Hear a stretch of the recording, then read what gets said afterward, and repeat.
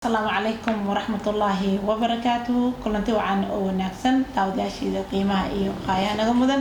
مر بعض نقداو نسان كسو دوادا برنامج أنا واحد لينو دليرada iyo jacaylka waxyaabaha ay ka aaminsan yihiin barnaamijka maanta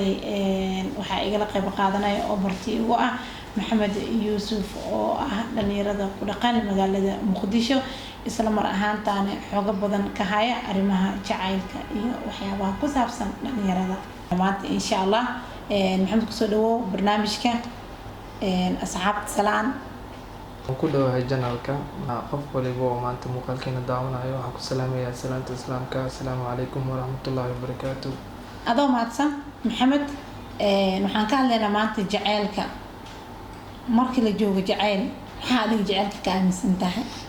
wallaahi horta aad ugu faraxsanahay mowduuc oo waxaad ka hadlaynaa oo nolosha adduunka oo dhan ku dhisan yahay eraygaas oo ah jacayl jacayl micnihiisa haddaa maqasho mise erayga jacayl waa aad ayuu u micno badan yahay waa eray aad iyo aad u weyn qof walibana fikir gooni ayuu ka haystaa aniga ahaan horta hore jacaylka waan aaminsanahay jacayl waa farxad mase nolol qof waliba oo maaragtay nool oo ku aaminayo jacaylkana maaragtay waa aaminsanahay jacaylka inuu jira ayaad aaminsan tahay jacaylka wuu jiraa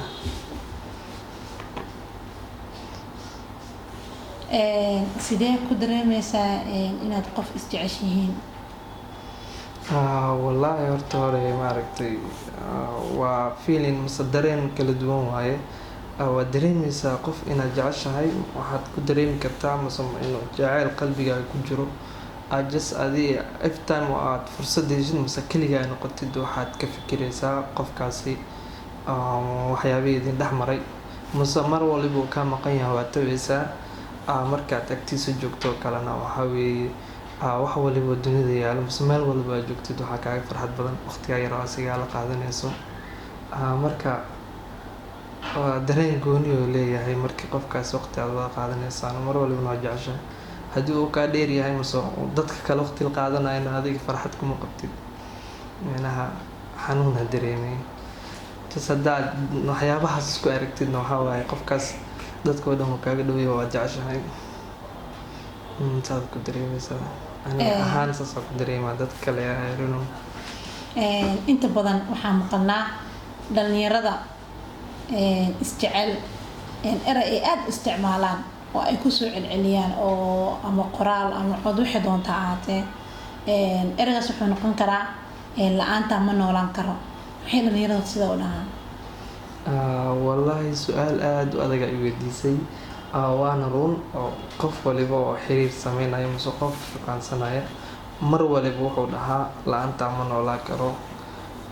waana sax because maaragtay hadalka jilcan wuxuu dhiirigelin u yahay jaceylka markuu dhahayo la-aanta ma noolaan karo waxay ka dhigan tahay maaragtay inuu kalsooni qofkaasi ka sameysanayo mase in maaragtay soo jiidanayo oo dareensiinayo micnaha maaragtay la-aantii qofkaas la-aantiisa inay nolosha waxba ahayn mar waliba marka eragaas wuxuu u adeegsadaa si qofkaas qalbigiisa jagada hadda uu ka joogo mid kasii sareyso oo u gaaro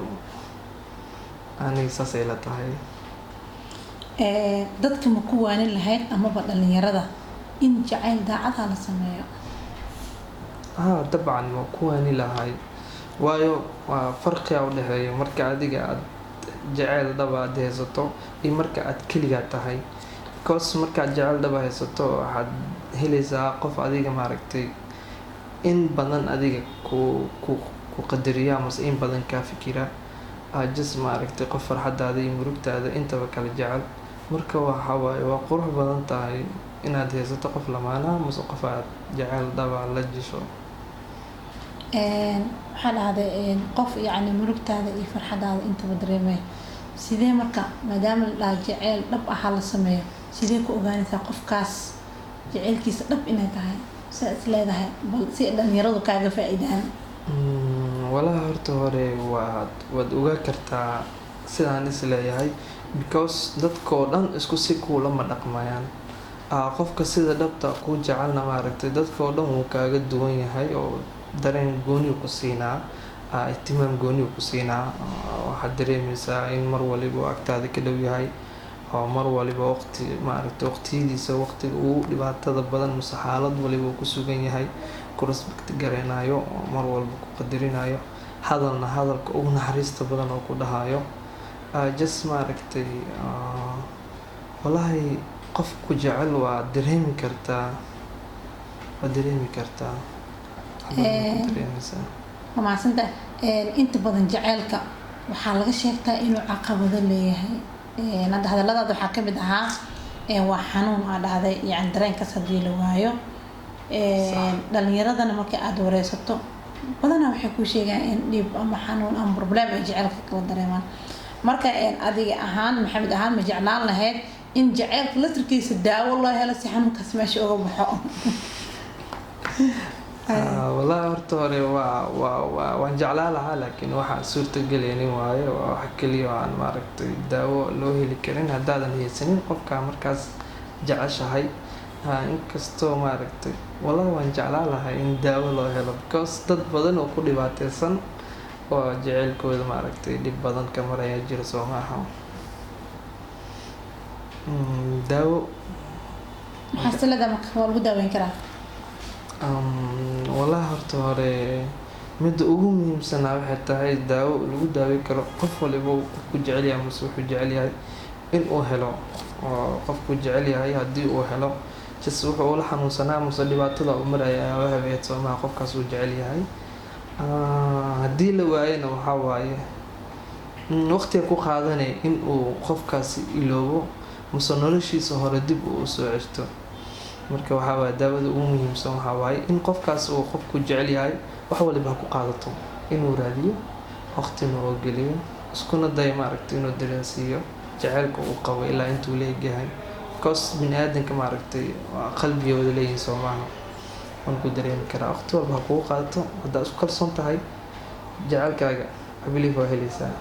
haddii qofka la waayo dawo lama helaayo wallaahi daawo horta hore maaragtay ilaaha haayo laakiin waqtiga ku qaadanaysaa in uu maaragtay dhibaatooyinkaas qalbigiisa oo ka saaro mase uu iloobo qofkuu jecel yahay maadaama dawo aan ka hadlayno ma dhihi karna haddii qofkii uu waayo qofkaas qof kale ha iska samaysto si uu daawoobo yacni qofkii uu xanuunsanayay ama dartiisa uu dhibaatoonayay haddii uu waayo qof kale ha samaysto mawduuc kale ha furto يعني حنوك سوي له بدي كلا تاس هو ما سنتهاي هرت هو والو باهن يعني مددال مس ما aragtay xaaladaas oo ku sugan tahay wax ka duwan mase ma aragtay nolol kale inaad samaysatid laakiin xaqiiqa waxay tahay macnaha qalbigaaga intuu qofkaas ku dhex nool yahay mase qalbigaaga uu ku jiro qofka aad jecleed waxa waaye way adag tahay si qalbigaaga aad uga saarto why because ma aragtay xiriirka iyo jaceylka farqiga u dhaxeeya qof waa xiriir uun xasaaba la dhahaa laakiin markaas si dhab u jeceshahay waxa waaye si qalbigaaga aad uga saartid waqti kugu qaadanaya oo ma awoodi kartid wax isku dayaysaa ma keenaysid because qof adi cadiban mase murug heesaa tahay qofkaas kale farxadu kaaga baahanayo ma sii kartid kalsooni fara badan kalsoonidaadana weer dhumaysaa soomaa laakiin haddii waqti oo adi oo naftiisa siiyo oo ilaaha ku xiran yahay just daawo intaas ugu filan inuu ilaahay tala saarto ilaahay wax ka khayr badan wuu sii karaa soomaa aadi laakiin maxamed ma dhihi karnaa qofkii uu jeclaa haddii uu ka tagay يعني أسجنا إن وقف كلا إسكج على هذا أما قف كلا توجعل لسماسته هدي قفكي أتجعلت وكاتجي تسمعني هذا مو حتى يعني قف كان نلش يسمع سلام ويتكتي وأنا لو كلا مسمين كلا قف كلا فرحت مسمين كلا واي سبب وسمين كلا محل ده هاي nolol kalena wuu dhisa karaa laakiin su-aasha meesha taalaa waxay tahay macnaha just asoo jaceylkii qofka hadda oo noloshiisa ka baxay mase qofka hadda uu jeclaa asoo uu hayay jaceyl kale inuu samaysto mase qalbigiisa qof kale wuu sii karaa xiriir kale wuu sameyn karaa laakiin qofkii si uu ku ilaawo unbaa adag macnaha mar waliba sometimes maaragtay waxyaabihii uu sameyn jiray hadduu soo xasuusto وكقوم معنا مسوتبع عادي لكن noloshiisa way ka bixi karaa oo qof xiriirka loo sameeysan karaa because dadka ilaahay isku mid kama dhigin Soomaaliya waxa laga yaabaa sometimes inuu helo qof ugu naxariis badan qofku shalay jeclaa waxyaabihii uu sameey jiray mise sidoo la dhaqmi jiray si ka duwan oo ka naxariis badan oo maaragtay qof u sameynayo iloo sii karo hadduu helana wuu iloogaa aad ma dhihi karnaa marka dhalinyarada inta ugu badan problemka jaceylka ayaga isku keenaan maadaama qofkii ay jeclaayeen haddii ay waayaan qof kalena aysan xiriir la samaysanin ma dhihi karnaa marka xabsi jecel ayaga isgelinayaan dabcan haa because nolosha maaragtay haddii aadan samaysanin wax ku madadaaliya waxa waaye meeshii aad shalay lagaaga tagay haddaa fadhisid xabsi jecel adiga gacantaada isku geliyay because qofkan uu kaa tegay qof shalay kaa tegayna hadduu kuusoo noqdo waxba kuma qaadanayso inuu mar labaad kaa tago adiga isku day in noloshaada maaragtay horaa u wadatid because ilaahay karaamu ku yeelay soo maaha haddii aad markaas xiriir kala samaysid mase try isku day kale aad samaysid oo aad farxadda aad samaysatid just maaragtay believe in maaragtay aad guul gaarayso oo noloshii shalay mid ka qurux badan aad samaysan karto laakiin waa laga qurux badan yahay in aad xabsi jecel isgeliso because qofka shalay kaa tago waxaa laga yaabaa inuu farxad ku nool yahay oo adi maaragtay cariiri ku heysay adigna marka isku day haya inaad farxad samaysatid because qof farxad kuma samayn karaa haddaad samaysanin soo maaha xabsi jecelna waxaa waaye inaad isgelisid maaha noloshaada tagta ha u qomameynin xaafbaas aad guntii gabagabada barnaamijka maxamed maxaad dhalinyarada kula dardaarmi lahayd oo mucaashaqiinta ah ama ha laga tago ama ha lala joogo ama hadda kadib qorshahoodu yahay inay jacayl sameeyaan dardaarmi noocee aad siin lahayd wallaahi horta waxaa ku dhiirigeli lahay kow guursada oo nolosha macanteeda mase wax waliba waxay bilaabdaan guurka kadib mideeda kalena waxaan ku dhiirigeli lahaa mase dhihi lahaa qof waliba oo jacayl haysto jacaylkiisa maaragtay ha xafito because dad badan oo maanta uu dhibaatoonaya jiro qofku jecel yahay haysanin qofkuu raba aan heli karin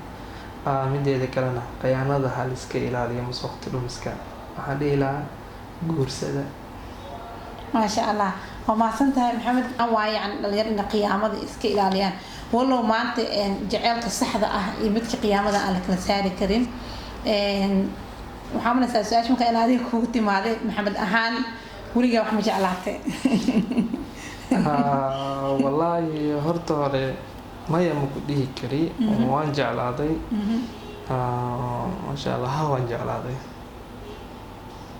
maasha allah ka waran haddii aad jeclaatay ka waran jaceylkaas muxuu ka waran ma noqday meeshii la rabay ma gaaray miro ma dhalay mise